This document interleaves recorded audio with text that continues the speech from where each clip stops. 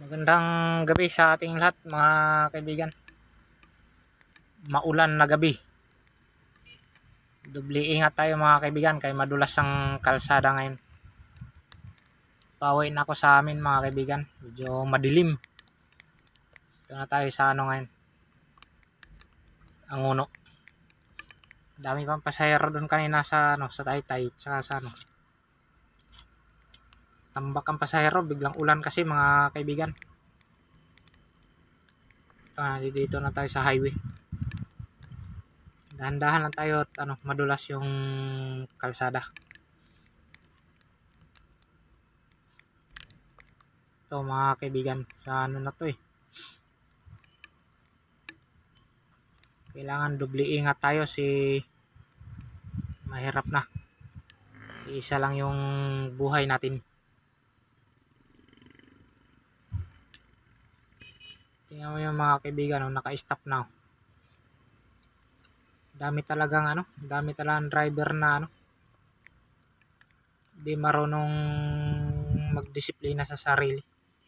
Tingnan mo yan Tawiran na yan mga kaibigan, stop na. Kanina pa naka-stop kasi. Tingnan mo yung tumatawid.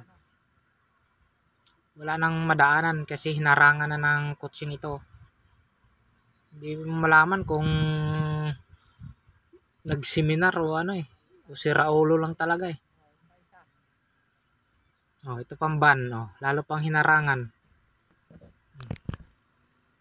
Kaya wala nang madaanan yung tumatawid. Kung ako niyan ang tumatawid pupukpukin ko yung mga mga salamin yan. Parang matauhan. Yan naka-stop yan Kanina pa naman naka-stop yan. Salaan dumiretso pa dun sa tawiran ng tao. Wala talagang mga disiplina sa mga sarili. Kaya kadalasan na aksidente. Tapos sila pang galit. Pag sisitahin mo yung mga yan, sila pang galit. Ewan ko ba dyan, paano nakakuha ng lisensya yan? Paano nabigyan ng lisensya yung mga ganyan?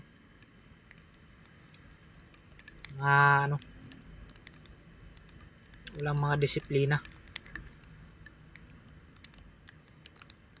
Tapos ang pagkagunan, tagal pa gumo. Humarang na nga siya sa tawiran, tagal pang gumo.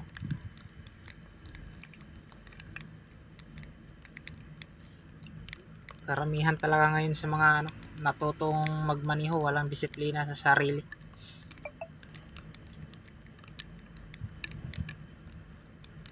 Lalo na ito mga kaibigan, natatanaw ko. Tatawid pa nakago pa yung stoplight kami nakago pa yung tatawid tingnan mo. Yun.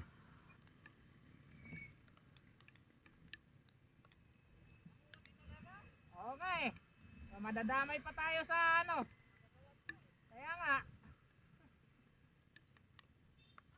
Nakitang nakago pa kami mga kaibigan, tumatawid na.